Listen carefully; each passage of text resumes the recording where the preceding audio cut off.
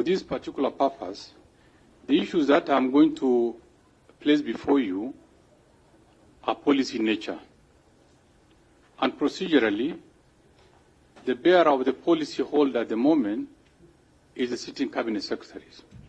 So I want to know whether it's really procedurally okay for me now to dwell in all the procedural motion of a matter that was committed or undertaken by the government then.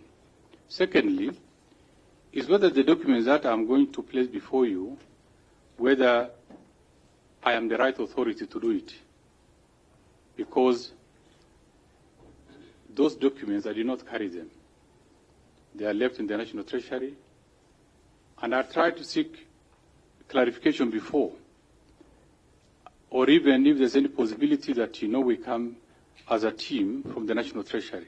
Because I no longer work with the National Treasury. Even when you attempt to say that maybe even as former officials who, because the Cabinet Secretary is towards the tail end. And the technical work, the necessary advice is processed by the senior officials. So I was just wondering whether I have now the mandate to proceed on this. Secondly,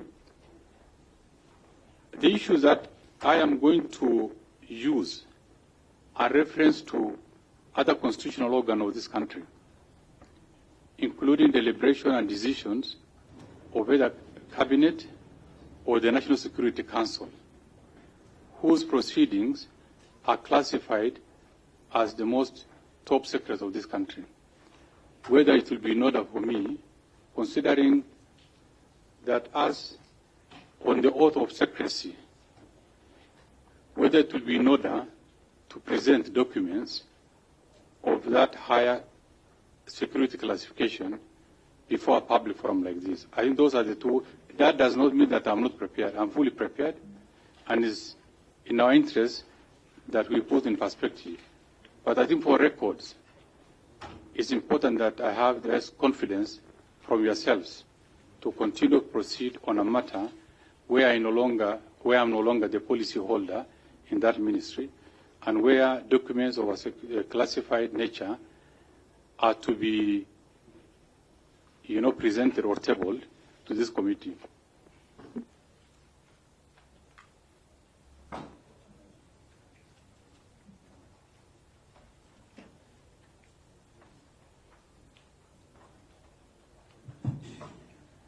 Thank you very much, Ambassador, for the two particular procedural issues that you rightfully raised.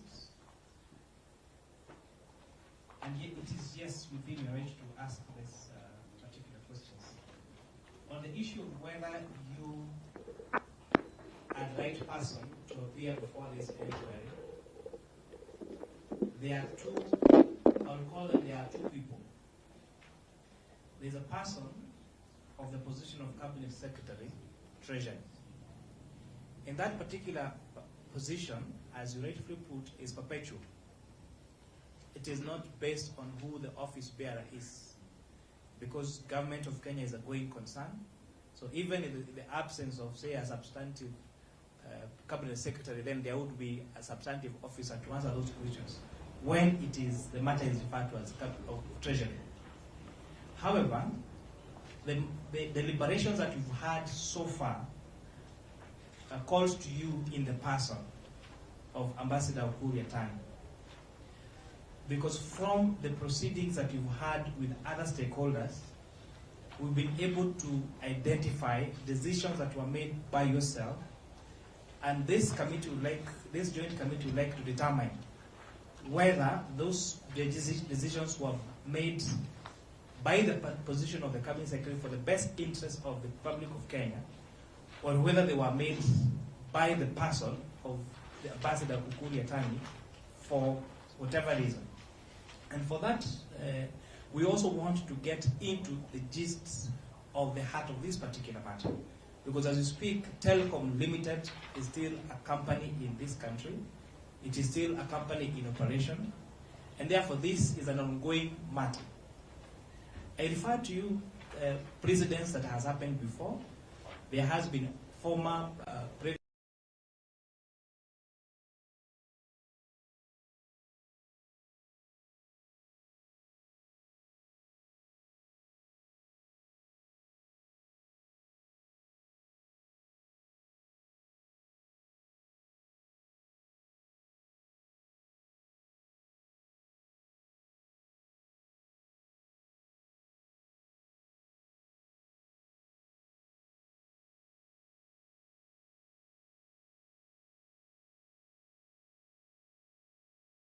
this particular matter and deliberated upon it.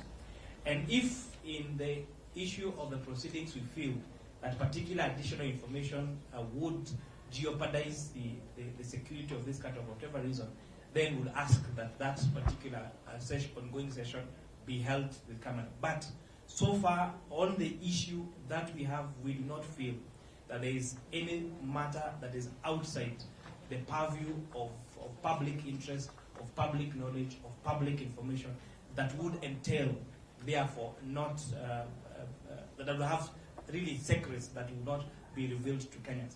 And Honorable Mr. Ukur Yatani, this joint committee, from the onset of this 13th Parliament, has endeavored to make sure that we provide update to Kenyans on our proceedings. For example, we have committed to our stakeholders in the press that all committee proceedings for both finance and national planning and for committee on information innovation, they shall be open to the public, because that is what envisioned the provision that sittings of parliament shall be open to the public. If they have, however, if any person felt that particular information they were to give before Parliament or before a committee, they would be required to have written a letter before to that effect, and that letter needed to have been approved by the Speaker. So as we speak, we do not have any of that communication, and therefore we do not have that authority, therefore, to not allow these particular proceedings not to be in public information, because we would have had to seek the approval of the Speaker. And perhaps I will, my co-chair, if you have something to add, then we proceed to submissions. And if you can confirm, Honourable members, if you have received the copies, so that you can be perusing through them. So please, Secretary, to hurry up and make sure we avail these documents to members. Thank you very much, Co-Chair. And on behalf of the Committee on Communication, Information and Innovation, I would like to assure you, Ambassador Ukur, that you are appearing not only legally, but also procedurally. And the laws that allow for this to happen are domiciled in the Kenya Constitution and then standing orders of Parliament. And maybe I would bring to your attention, because I know you are well versed with the laws that form Parliament, maybe it's to let you in on the standing orders and let you know that standing order number 191 gives powers and privileges to committees. And these are two committees sitting here this afternoon. And our standing order number 191 stipulates that committees shall enjoy and exercise all the powers and privileges bestowed on Parliament by the Constitution and statutes, including the power to A, summon any person to appear before them for the purposes of giving evidence or providing information.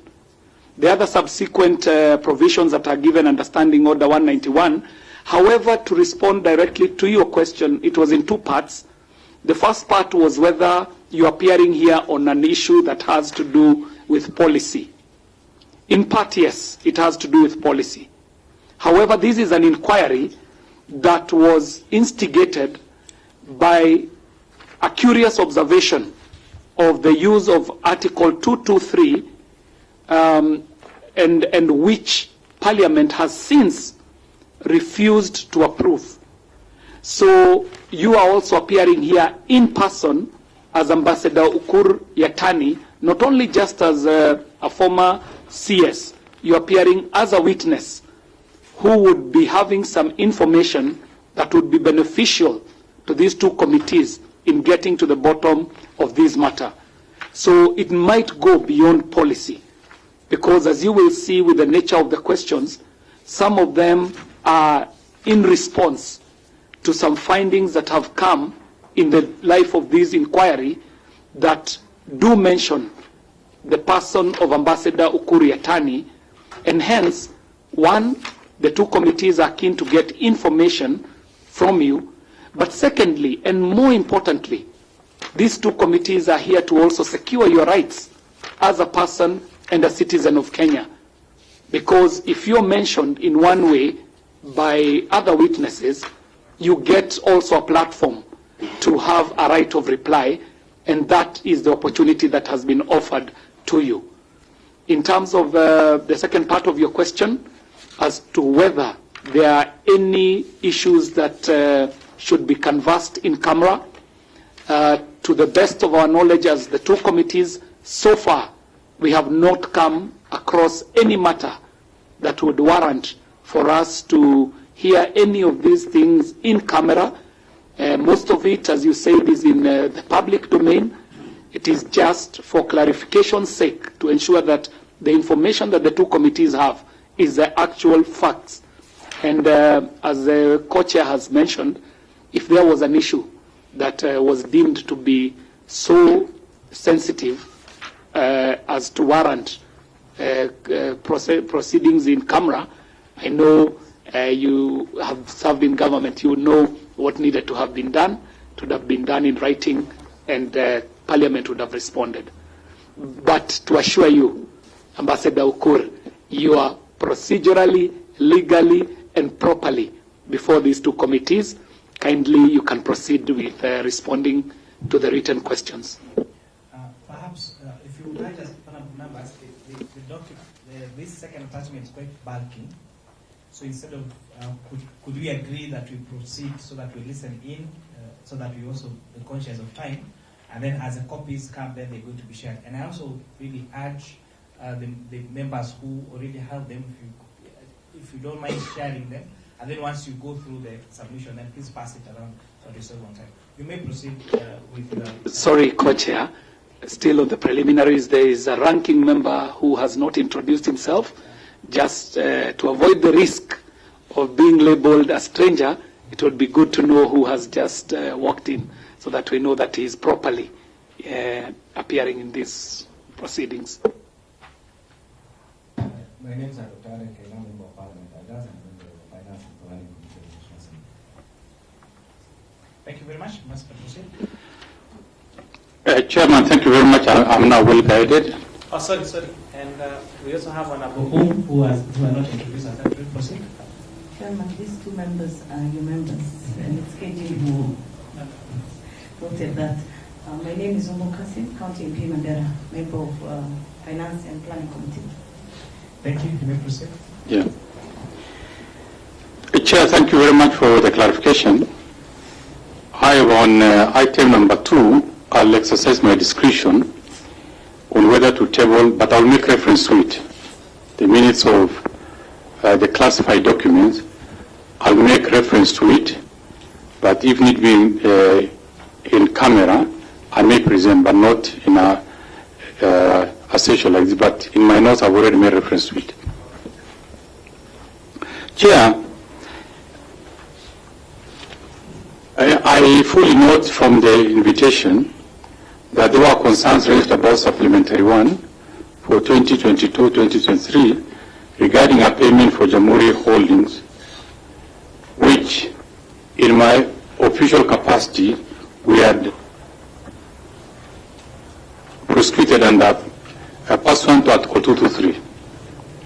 And the Joint Committee, I'm also aware, regarding item number 1, whether the withdrawal of that amount of money under Article 223 of the Constitution to facilitate exit of Jamhuri Holding Limited from Telkom was lawful, and whether it was done in the interest of the Kenyans.